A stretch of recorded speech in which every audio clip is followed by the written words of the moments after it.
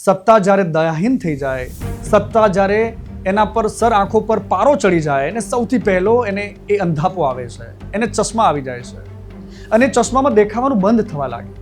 ધીરે ધીરે ધીરે ધીરે એને ઝાંખું દેખાવા લાગે.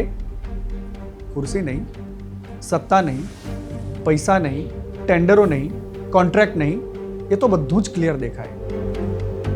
પણ જે ઓછું દેખાવા લાગે છે એ હોય છે છેવાડે ઉભેલો માનવી. સત્તાનો એ બેરહેમ ચહેરો મારે તમને બતાવવો છે. આ દ્રશ્યો જરા ધ્યાનથી જોઈ લો. રાજસ્થાનના જયપુરના દ્રશ્યો છે. આ આક્રંદ કરતી બહેનનો વાંક એટલો હતો કે રસ્તા પર ઊભી હતી ને મોમોઝ વેચતી હતી. એનું નામ રેશુ ગુપ્તા હતું.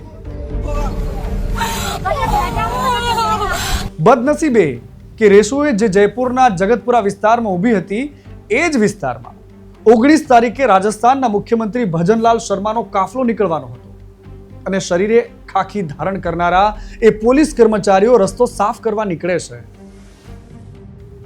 રેશુએ મોમોઝ માટે પાણી ગરમ મૂક્યું હતું અને ત્યાંથી સવાર થતી પોલીસે ધક્કો માર્યો. પાણી ગરમ હતું, ઉકળતું હતું, બળબળતું હતું ને સીધું જ જઈને રેશુના શરીર પર ઢોળાય છે.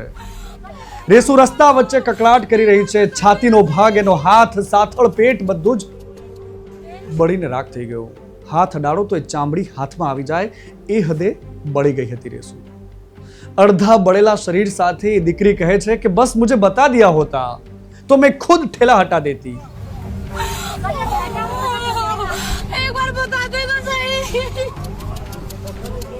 પણ આજે હોસ્પિટલમાં છે, સારવાર લઈ રહી છે. સત્તા આંધળી હોય છે. એને એ નથી દેખાતું કે એ શું કરી શકે છે. એને એ પણ નથી ખ્યાલ હોતો કે શું કરી શકે છે. કારણ વગર પ્રહાર કરે છે, કમાલ કરે છે અને પાછા સારવાર કરે છે, કમાલ કરે છે. અને એટલા જ માટે ગુજરાતના એક જાણીતા લેખક અને ગુજરાતના વરિષ્ઠ પત્રકાર ચંદ્રકાંત બક્ષીએ કહ્યું કે સરકારને મોઢા કરોડ હોય છે પણ એક આત્મા નથી હોતો. સરકાર અવાજની માલિક છે. સરકાર અવાજની માલિક છે. સરકાર વિચાર કરાવી શકે તમારી પાસે. સરકાર અવાજની માલિક છે. સરકાર વિચાર કરાવી શકે. સરકાર લેખકને લખાવી શકે છે, જાદુગરને રડાવી શકે છે અને સરકાર જો ચાહે છે તો ચિત્રકારને ચિતરાવી શકે છે.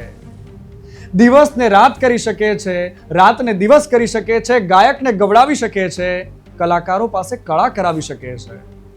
સરકારમાં એ તાકાત હોય છે. એક હાથે તાળી પણ પડાવી શકે છે. હા, બિલકુલ એનામાં તાકાત હોય છે. એ રવિવારને સોમવાર પણ બનાવી શકે. સરકાર ખૂબ તાકાતવર હોય છે.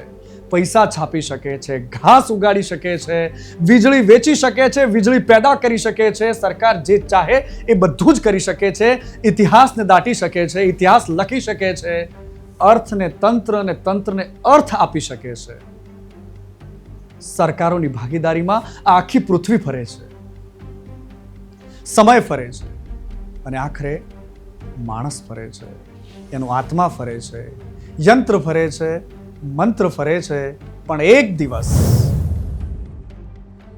એક દિવસ એ ગરીબની આંખ ફરે છે અને આખી સરકારો ફરી જાય છે. એટલે ભૂલવું ન જોઈએ સરકારોએ કે આજે જે સત્તાના નશામાં આપણે મદમસ્ત છીએ, કાલે ત્યાંથી આપણે હટવું પણ પડી શકે છે.